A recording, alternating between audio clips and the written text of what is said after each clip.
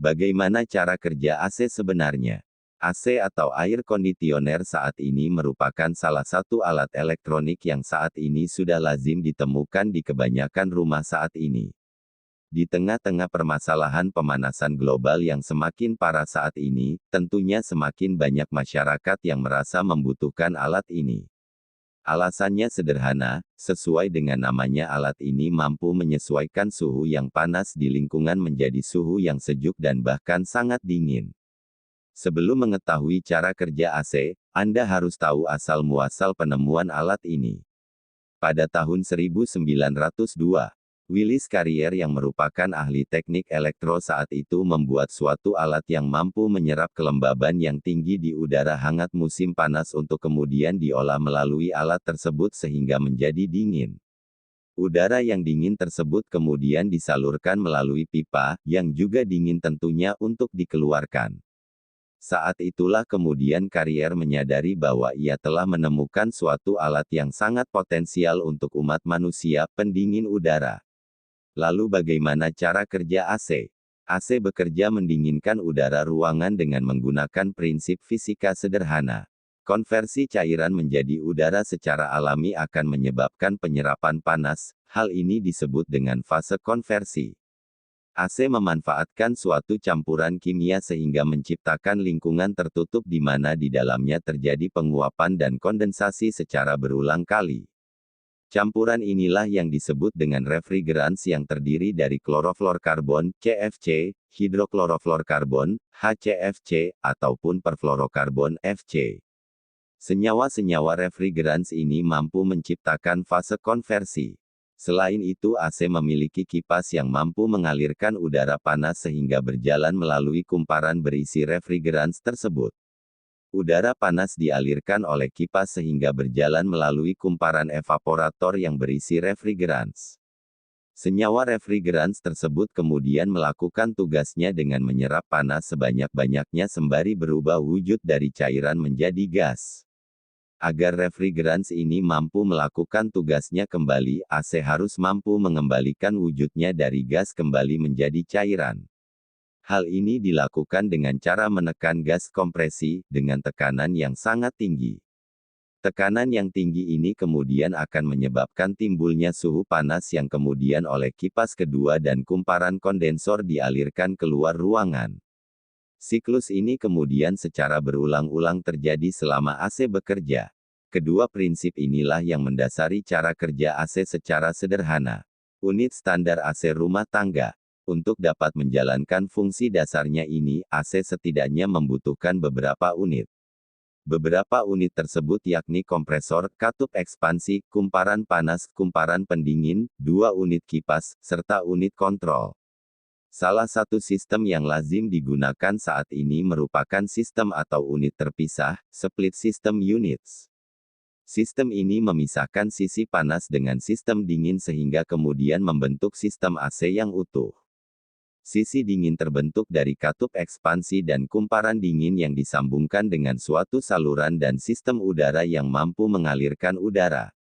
Sisi dingin ini umumnya disimpan di bagian dalam ruangan dan dihubungkan dengan saluran yang juga berada di dalam ruangan. Sementara sisi panas atau yang biasa disebut dengan unit kondensor ditempatkan di luar ruangan. Seiring dengan berkembangnya zaman tidak banyak hal yang berubah dari kedua sistem ini.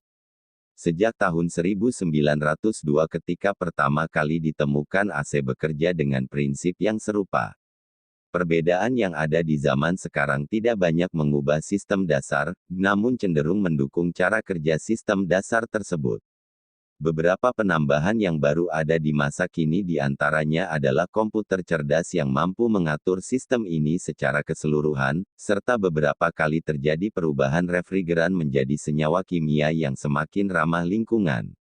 Akan tetapi sistem ini menjadi bermasalah ketika diterapkan di bangunan yang besar, terutama di bangunan dengan banyak lantai. Sistem terpisah ini memiliki keterbatasan jarak. Oleh karena itulah kemudian diciptakan suatu sistem pendingin berbasis air atau yang lebih dikenal dengan chilled water system. Cara kerja AC di bangunan besar. Cara kerja AC sebagaimana yang telah kami jelaskan sebelumnya, pada gedung-gedung besar cukup berbeda dengan unit yang berada di rumah pribadi. Sebagaimana yang telah kami jelaskan pula, salah satu cara kerja AC di bangunan besar yang cukup populer adalah dengan menggunakan chilled water system. Pada sistem ini seluruh AC diletakkan di atap ataupun di luar bangunan, tempat yang terpisah dengan bangunan. AC dengan sistem ini pertama-tama akan bekerja dengan cara mendinginkan air hingga 4,4-7,2 derajat Celcius. Air yang telah didinginkan ini kemudian dialirkan ke seluruh bangunan dan dihubungkan dengan penyalur udara. Cara kerja AC. Dengan sistem ini maka udara dingin dapat dialirkan secara sempurna walaupun harus menempuh jarak yang jauh. Namun hal ini memiliki satu syarat utama, yakni saluran yang mengalirkan air dingin tersebut haruslah memiliki isolator yang amat baik. Nah, meski sistem ini merupakan salah satu solusi yang cemerlang dari para peneliti untuk gedung-gedung atau bangunan berukuran besar, sistem ini memiliki kelemahan utama. Kelemahan itu adalah biaya yang amat tinggi terkait listrik dan perawatan sistem ini, terutama selama musim panas bagi negeri yang memiliki 4 musim. Perkembangan AC. Meskipun teknologi AC sudah berkembang sedemikian rupa, peneliti masih terus mencari cara lain untuk membuat AC. Faktor yang kali ini banyak jadi pertimbangan bagi para peneliti, yakni AC yang ramah lingkungan serta minim penggunaan daya listrik alias hemat daya. Beberapa teknologi yang sedang dikembangkan peneliti misalnya off-peak cooling system, geothermal cooling, hingga solar powered air conditioners. Sistem off-peak cooling menurut kami merupakan salah satu sistem yang cukup unik. Peneliti mengembangkan suatu sistem di mana selama jam-jam sore hingga malam sistem tersebut membuat dingin menggunakan es untuk kemudian digunakan sebagai pendingin udara di waktu-waktu paling panas sepanjang hari. Idenya adalah bahwa penggunaan energi paling banyak justru pada saat kebutuhan komunitas paling rendah, sehingga berdampak pada murahnya pembiayaan listrik AC dengan metode ini. Kekurangan dari sistem ini adalah butuh uang yang banyak di awal-awal instalasi, serta butuh ruangan yang cukup besar.